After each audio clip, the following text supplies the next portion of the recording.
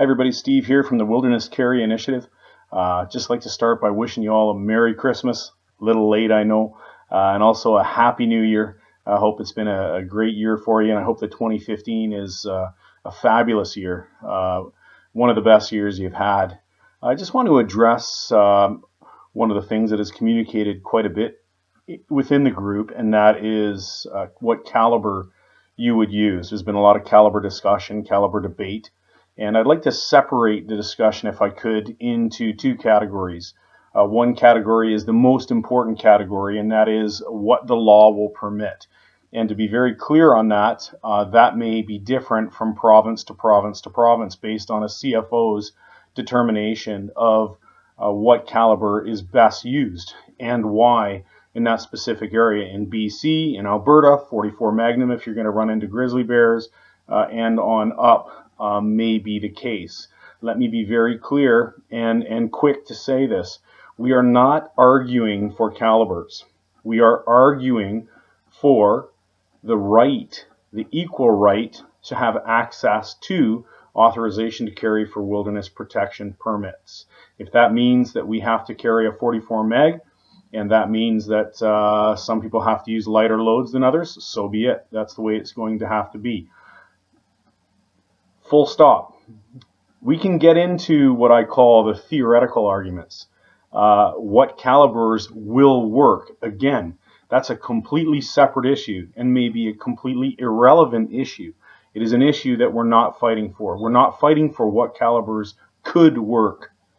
But it's an interesting conversation, and it's actually a relevant one. There's nothing wrong with having it, and I support those of you that entertain these discussions within the group as long as we do it respectfully, and we can grow and learn from each other by doing so. There's some interesting points along the theoretical argument, and that is the fact that right now someone can already carry a 22 caliber Ruger 1022 in the bush for plinking. If during that time that they're doing so they encounter a grizzly bear that attacks them, would they use that Ruger 1022 in an attempt to defend themselves? Probably they would. Would they be justified in doing so? Yes. Would it be a sufficient caliber? Probably not. But again, that doesn't make their right to defend their life or attempt to defend their life with it unreasonable. Obviously, it's reasonable to use a stick, a rock, and anything else you can use. Better to have a 22 than a stick or a rock. The theoretical argument, in my opinion, is a very interesting one because some people can't shoot 44. 44s are large frame revolvers, and it's one thing shooting them in a static position when you're in the Weaver or isosceles stance and you're just standing there and holding on tight and possibly cocking the hammer back and shooting a double or single action one round at a time. That's totally different than being in a non-static scenario that involves being terrified, possibly being chased, possibly being knocked to the ground, and many other variables, including possibly having to shoot with one hand. Sometimes that will be very difficult for some people with a 44 Magnum, irregardless of what adrenaline does. Still, we all know that adrenaline comes into play, but we want to be set up in regards to training and proven proficiency with what works the best. And then we, if we're trained, can use adrenaline as an advantage.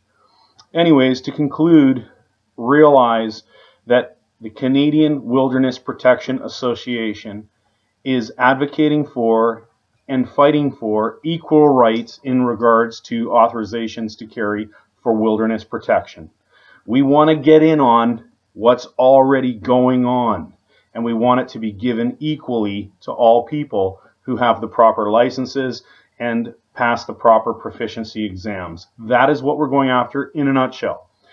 We again are not arguing calibers, although those discussions may arise. If they do, we're going to of course have input on that, and our input is going to revolve around the fact that a petite woman, for instance, or a petite man, someone with arthritis in their hands and fingers, may not be able to properly, effectively use a large frame revolver to defend themselves. Again, have these conversations. Try to remember what I said in this video. We're not advocating for caliber. We're advocating for our right to carry for wilderness protection. Have a great night, everybody. Again, I hope that you all have fabulous New Year's. As New Year's is a word. Anyways, have a great New Year's Eve and a great 2015. I'll have a lot more updates coming into play about what we're doing. Big things are going to happen in the early part of 2015, and I'm glad we're doing this together. And I want to thank you all for supporting this initiative, and continue to bring your friends along, continue to educate people about it, and we will continue to grow and see change happen together. Talk to you later.